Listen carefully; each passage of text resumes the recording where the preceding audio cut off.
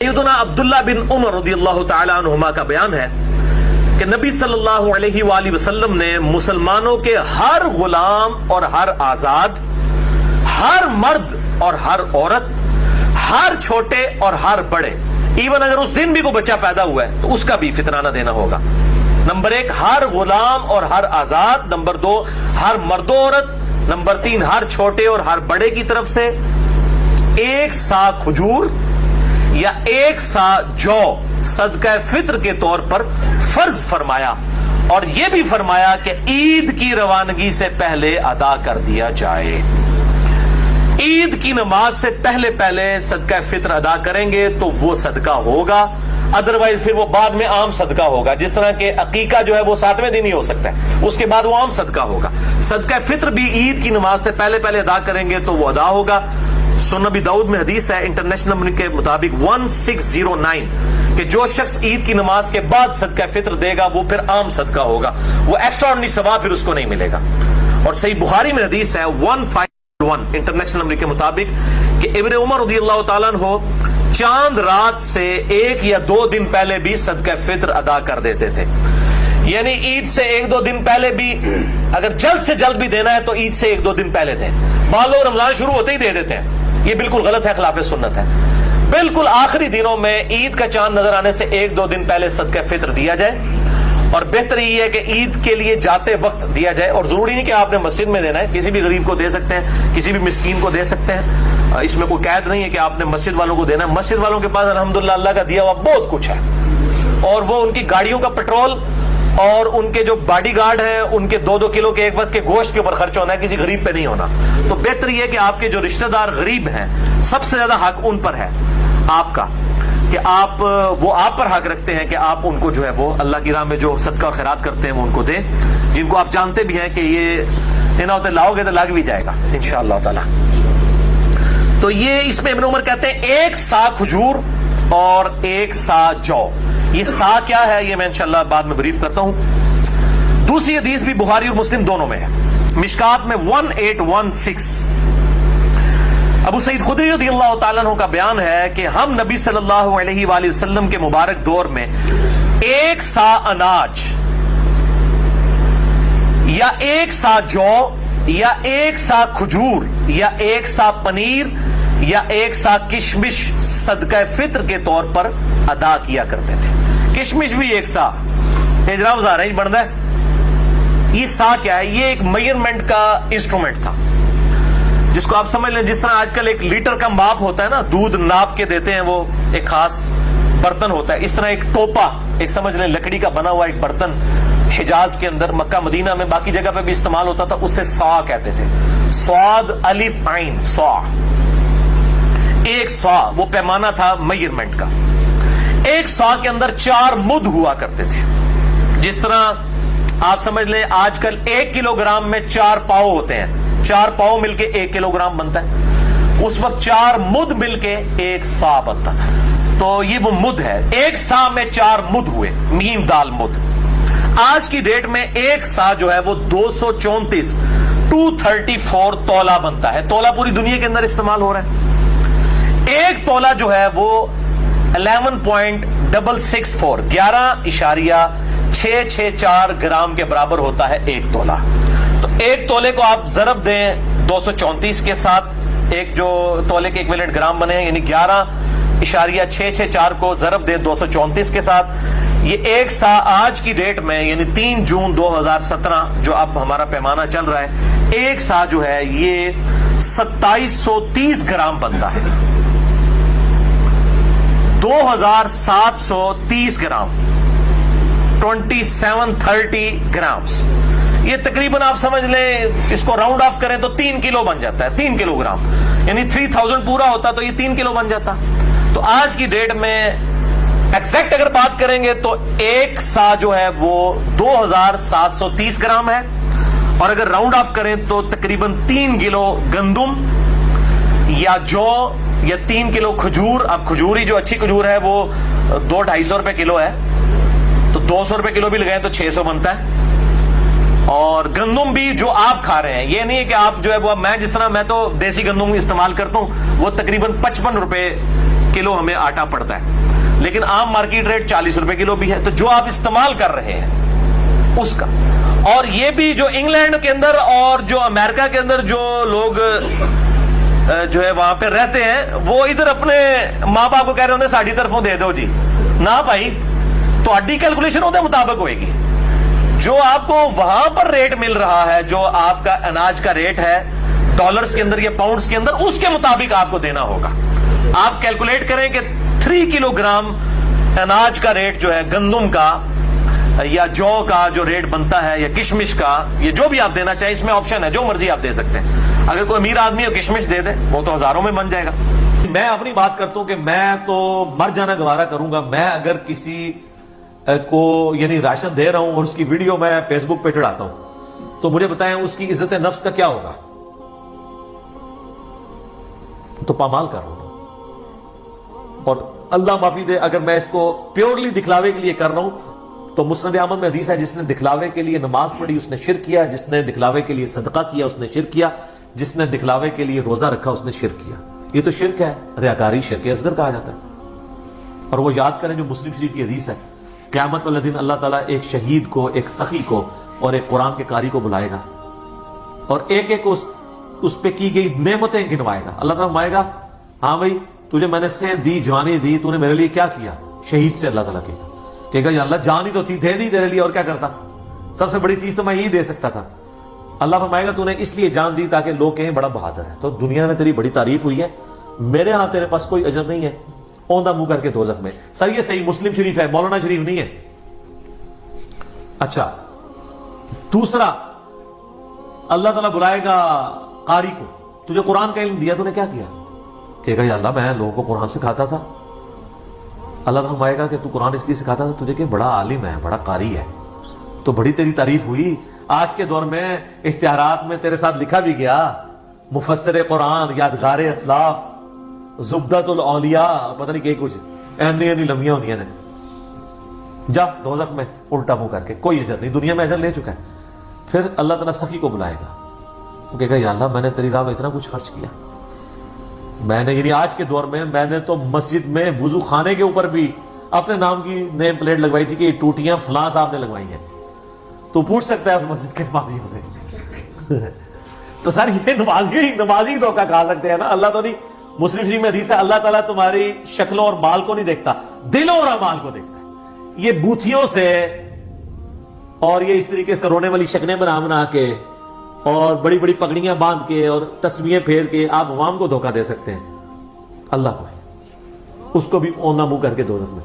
لہذا سخی کو تو ضرور غور کرنا چاہیے کہیں وہ اپنے عمل کی وجہ سے اپنی نیکی کو برباد ہی نہ کر دیں.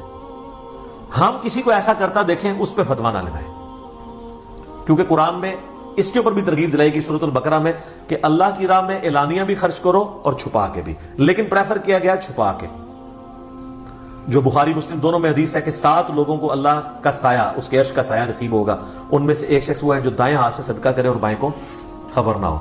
ایک عادل حکمران بھی ہے، ایک وہ ہے جس کا دل مسجد میں اٹک رہا ہو، ایک وہ ہے جو خوف خدا کی وجہ سے روئے، اس کی آنکھوں میں آنسو آ جائے، ایک وہ ہے جسے خوبصورت حسن نسل والی عورت برائی کی طرف مائل کرے اور وہ کہ مجھے اللہ کا خوف مانے ہے. تو اس میں ایک شخص وہ ہے جو دائیں ہاتھ سے صدقہ کرے اور بائیں کو خبر نہ ہو.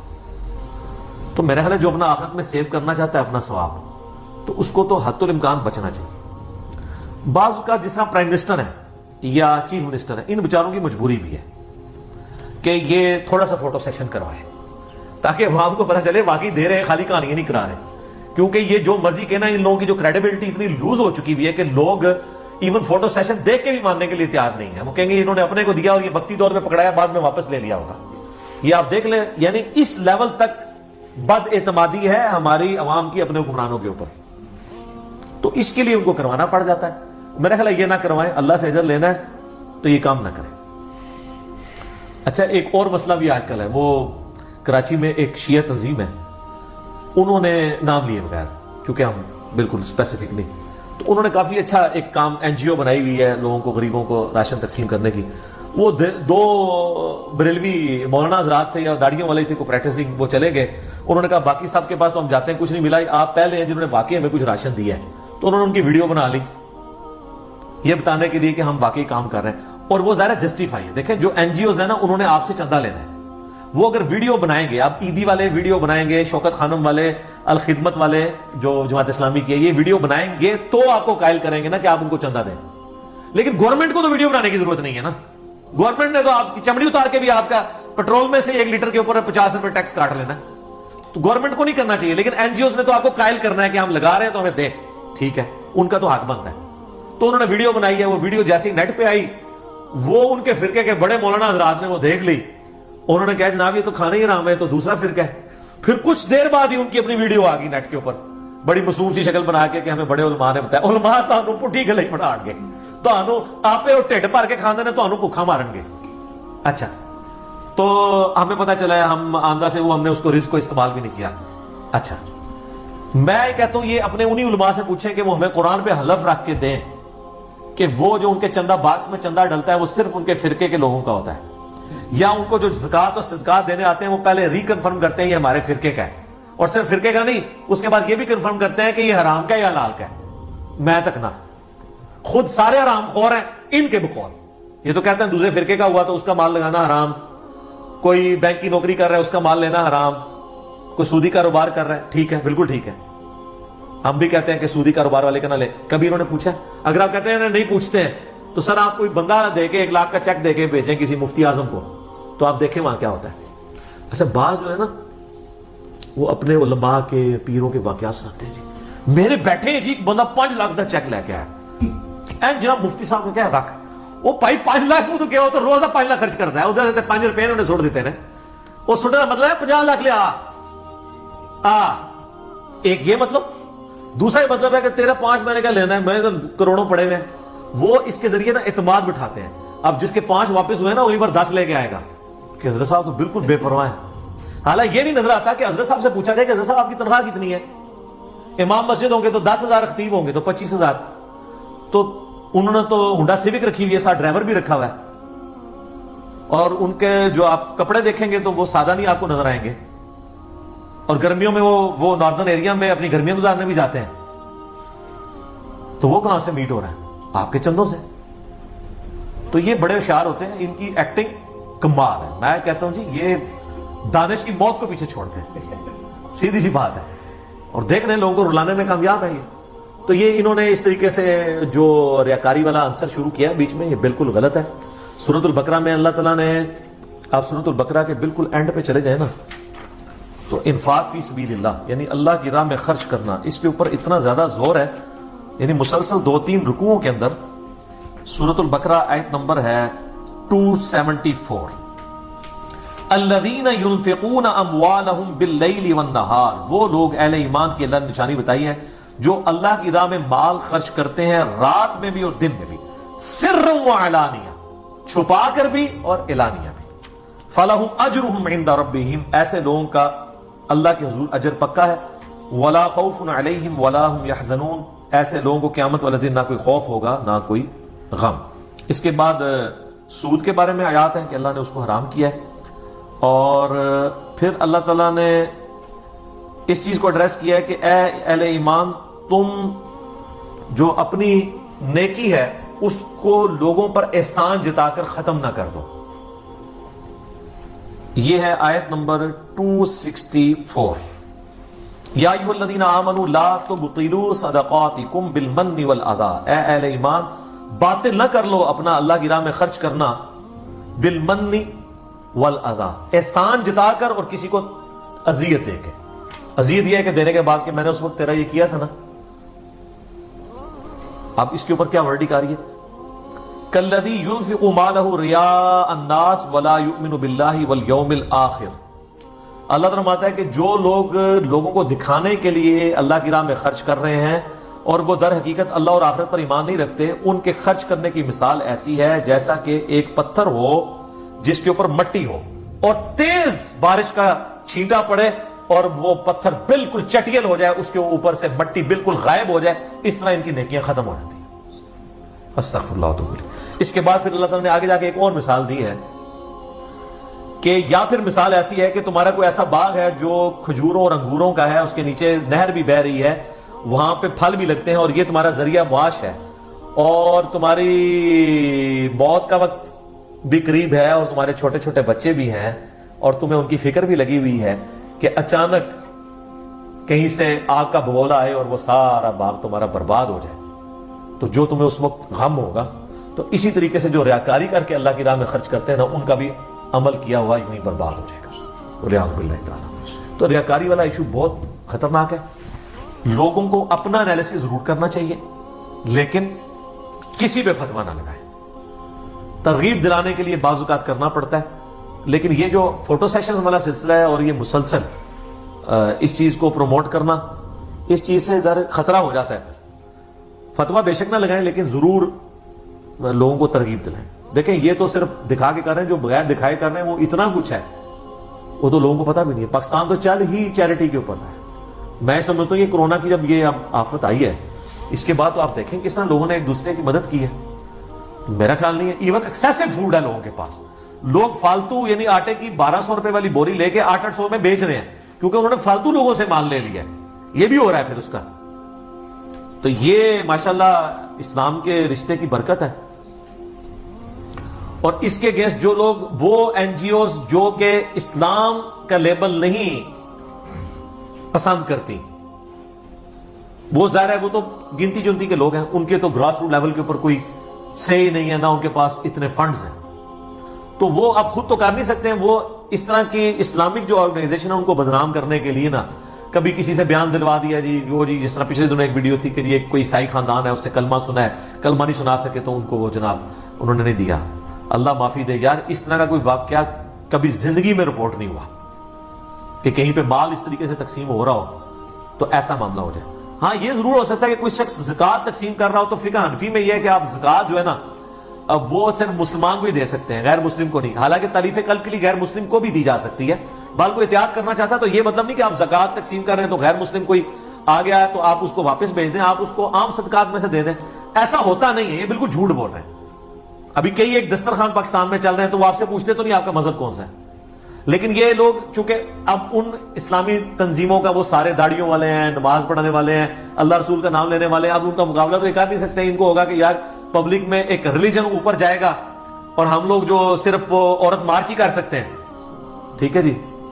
اور عورت مارچ کرنے والے تو وہی لوگ ہیں جو لوگ مطلب اس وقت ایئر کنڈیشن کمروں میں بیٹھے ہوئے ہیں، وہ تو یہ گرمی کھا ہی نہیں سکتے، وہ تو وہاں میں جا نہیں سکتے، ان کو تو ڈر لگا رہتا ہے کہ ہمیں نہ کہیں سے کوئی جراثیم لگ جائے۔ وہ کیسے عوامی ہو سکتے ہیں؟ تو وہ پھر نہ اس طرح کی ویڈیوز بنا کے ان کو بدنام کرتے ہیں۔ بل اوورآل ایک دفعہ پھر پاکستانی نیشن نے اور پاکستان کی تمام مکاتب فکر کی تمام مذہبی جماعتوں نے، ان کی این جی اوز نے یہ ثابت کیا ہے کہ اس وقت بھی پاکستان میں ماشاءاللہ اسلام کے نام کے اوپر لوگ لاکھوں نہیں، کروڑوں نہیں، اربوں روپیہ لٹانے کے لیے تیار ہیں، الحمدللہ۔ اور جناب ایک ایک گلی میں لاکھوں روپیہ تقسیم ہو رہا ہے، یہ اربوں کا فگر اسی لیے بن رہا ہے، ایک ایک گلی میں لاکھوں روپے تقسیم ہو رہا ہے، تو ایک شہر میں تو آپ کروڑوں میں بن جاتا ہے، اور ملکی لیول پہ دیکھیں اربوں میں چیریٹی ہو رہی ہے۔ وآت المال على حبه ذوي القربى واليتامى والمساکین وابن السبیل، اور مال خرچ کرنا اس کی محبت میں اپنے قریبی رشتہ داروں پر، یتیموں پر، مساکین پر اور مسافروں پر، والسائلین وفی الرقاب، اور جو غلام آزاد کرنے کے لیے اور مانگنے والوں کے لیے، جو لوگ آ جائیں خود مانگنے کے لیے ان پر خرچ کرنا، اور گردنیں چھڑانے کے لیے، غلام آزاد کرنے کے لیے۔ اچھا اب یہ جو علی حبی ہی ہے نا، اس میں ہا کی ضمیر اللہ کی طرف بھی جا سکتی ہے کہ اللہ کی محبت میں کوئی شخص مال خرچ کرے اپنے رشتہ داروں پر، یتیموں پر، مسکینوں پر، مسافروں پر، اور سوال کرنے والے اور غلام چھڑانے کے لیے۔ اور ہاں کی ضمیر جو ہے وہ مال پہ بھی جا سکتی ہے کہ مال کی محبت کے باوجود اس کی محبت میں، مال کی محبت میں ہوتے ہوئے بھی مال خرچ کرنے کے لیے تیار ہو جائے۔ یعنی دل میں تو ہر ایک بندے کے مال کی محبت ہے نا، اس محبت کی پرواہ نہ کرے جو مال کے ساتھ اس کا شغف ہے، مال سے محبت رکھنے کے باوجود مال اللہ کی راہ میں دے دے، تو کیا وہ ثابت کرے گا کہ مجھے اللہ کی محبت جو ہے وہ مال کی محبت سے بڑھ کر ہے۔ اب ترتیب اللہ تعالیٰ نے لگائی ہے ایسی جو پنچ کرنے والی ہے۔ سب سے پہلے رشتہ داروں کا نمبر، کیونکہ رشتہ داروں کو دینا یہ سب سے مشکل کام ہے۔ رشتہ داروں کو پھلتا پھولتا دیکھنا یہ شیطان نہیں برداشت کرنے دیتا. جتنا جیلسی فیکٹر ہے وہ رشتہ داروں کے ساتھ ہوتا ہے. یہ جتنے تعویذ دھاگے بھی آپ سنتے ہیں لوگ کرواتے ہیں وہ رشتہ دار کرواتے ہیں. باہر کے لوگوں کو کیا ضرورت ہے کسی سے جیلسی کرنے کی یا حسد کرنے کی؟ رشتہ دار. اسی لیے انسان رشتہ داروں کو اگنور بھی کر رہا ہوتا ہے. تو اللہ تعالیٰ نے پہلی ضرب یہ لگائی ہے کہ سب سے پہلے رشتہ داروں کا حق ہے. اچھا رشتہ داروں میں یہ کوئی نہ سمجھے کہ میرے کزنز جو ہیں یا میرے ماموں خالو، نہیں، سب سے پہلے رشتہ دار آپ کے بیوی، بچے، ماں باپ، بہن بھائی ہیں. اس کے بعد باقی رشتہ دار ہیں. لوگ اکثر پوچھ رہے ہوتے ہیں جی وہ زکوٰۃ دینی ہے، بہن میری بیوہ دے دیں. بھئی اس سے زیادہ کوئی حقدار ہی نہیں ہے، اس کا تو کوئی کمانے والا نہیں ہے. بھائی کو دے دیں، بالکل دے سکتے ہیں. سب سے زیادہ حقدار وہ لوگ ہیں. اس کے بعد یتیم، ظاہر یتیموں کا کوئی سرپرست نہیں ہے، مشکل ہے ان کے لیے زندگی گزارنا. مساکین جو بالکل غربت کی، جس کو آپ کہتے ہیں نا کہ وہ سطح غربت سے نیچے کی زندگی گزار رہے ہیں. اور مسافر اور سائلین جو ہیں، واقعی جو مانگنے والے ہیں. اب وہ مانگنے والا پروفیشنل نہ ہو، وہ ظاہر آج کی ڈیٹ میں ذرا مشکل ہوتا ہے جج کرنا ایک عام بندے کے لیے. جو لوگ تھوڑے سے یعنی اس ایشو کے ساتھ وابستہ ہیں، یا جو آپ سمجھ لیں مارکیٹ کے اندر بیٹھے ہیں، وہ تو روزانہ شکلیں دیکھ دیکھ کے ان کو پتہ چل گیا ہوتا ہے کہ یہ تو روزانہ مانگنے آتے ہیں. تو ایسے لوگوں کو تو اسلام کہتا ہے آپ نے ڈسکریج کرنا ہے. پروفیشنل بیگرز کو ڈسکریج کرنا ہے. ڈسکریج کرنے کا یہ مطلب نہیں ہے کہ ان کو صلواتیں سنانی ہے، بلکہ وہ آگے جائے گا، بنی اسرائیل میں آ جائے گا کہ تم نے جھڑکنا نہیں. اگر کسی کو نہیں دینا تو اس کو جھڑکو مت، بلکہ احسن طریقے سے بات کو ٹال دو. کوئی شخص کہتا ہے روٹی کھانی ہے تو روٹی کھلا دیں اس کو، بجائے روٹی کے پیسے دینے کے، تاکہ کم از کم یہ کنفرم ہو جائے کہ اس نے روٹی کھانے کے لیے مانگے. وفر رقاب، اور غلام آزاد کرنے کے لیے. غلام آزاد کرنے میں تو اس وقت غلامی کا ایک دور تھا، تو اللہ تعالیٰ نے اس چیز کو انکریج کیا کہ غلام کو آزاد کرنے کا اتنا ثواب ہے. حتیٰ کہ آپ دیکھیں گے ہماری کئی ایک عبادات کے کفارے کے طور پر غلام آزاد کرنے کی بات ہوئی ہے. روزہ توڑ لیا تو غلام آزاد کرو. قتل خطا ہو گیا کسی سے، جان بوجھ کے نہیں، ایکسیڈنٹل، وہ بھی غلام آزاد کرے گا. دیت تو اللہ دے گا، غلام بھی الگ سے آزاد کرے گا. اسی طریقے سے قسم توڑ دیا، اس کا کفارہ بھی ہے، ایک غلام آزاد کرے گا. اس چیز نے آہستہ آہستہ غلامی والا سسٹم دنیا سے ایلیمنیٹ کر دیا. آج کے دور میں آپ اس کی ماڈرن فارم لے سکتے ہیں، مقروض کی گردن چھڑانا. وہ بھی آلموسٹ غلام ہو چکا ہوتا ہے. اگر کوئی واقعی جینون کیس آپ کے سامنے ہے اور آپ کو اللہ تعالیٰ نے استطاعت دی ہے، تو آپ بجائے یہ کہ 1000 بندوں میں اپنی زکوٰۃ تقسیم کرتے رہیں، کسی ایک بندے کو ایک بار اس کی گردن آزاد کروا دیں اس طرح کے قرض سے، تاکہ وہ سٹیبل ہو سکے. بشرطے کہ وہ سٹیبل ہو، یہ نہ ہو کہ وہ گردن چھڑا کے اور جا کے آگے قرضہ لے لے. ایسے لوگ بھی ہوتے ہیں. کئی لوگ ہیں یعنی ان کو آپ تھوڑا سا کاروبار سیٹ کر کے دیں تو وہ چیزیں بیچ کے پھر کسی اور کے پاس جا کے مانگنا شروع کر دیتے ہیں، اور وہ پروفیشنل بیگرز ہوتے ہیں. ان چیزوں کو بھی دیکھنے کی ضرورت ہوتی ہے. اچھا، اب اللہ تعالیٰ نے ایمانیات کے بعد اعمال کا 2 ہی چیزیں ہیں نا، ایمان اور عمل. ایمانیات ہیں اور عمل صالح ہیں. ایمانیات تو آگئی، عقیدہ توحید، رسالت اور آخرت. اس کے بعد اعمال کا جب سلسلہ شروع ہے تو آپ دیکھ لیں حقوق العباد پہلے ذکر ہوئے ہیں کہ اللہ کی راہ میں اپنا مال خرچ کرنا ہے، جیب ڈھیلی کرنی ہے. اور کس طریقے سے اپنے رشتہ داروں پہ خرچ کے، اپنے قریبی مساکین جو لوگ ہیں ان پہ خرچ کر کے، اور جو مسافر ہیں گردنیں چھڑانے کے لیے، اور جو لوگ غریب ہیں مانگنے والے ان کو دے کر. اس میں ایک حدیث بھی ہے بخاری مسلم دونوں میں. نبی علیہ السلام نے فرمایا جو شخص یہ چاہتا ہے نا کہ اللہ تعالیٰ